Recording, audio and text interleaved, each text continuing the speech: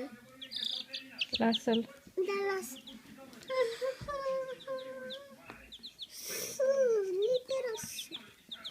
Ei. Dacă să punem literele. Hai, pune tu. Hai, da, pune tu. Nu, lasă-ne să le punem. Să-l punem pe X. Da, înțeles că X. Să-l pun. Nu X-ele. Nu punem litere.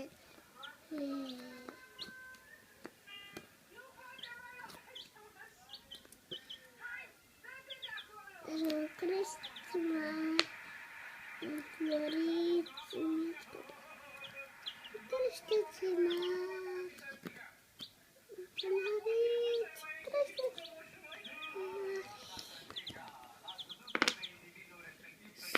Da, cred că sunt. Aici. Așa e bine. Da. Chiar să-mă. Să învățăm literele cu cățile. Scade din pat. Nu cade. Poftim. Da, sigur că ar fi aici. Nu.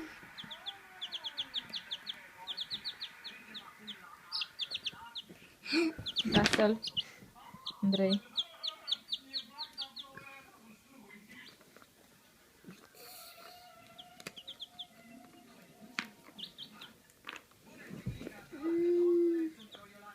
Scoate limba la el. Păi de ce?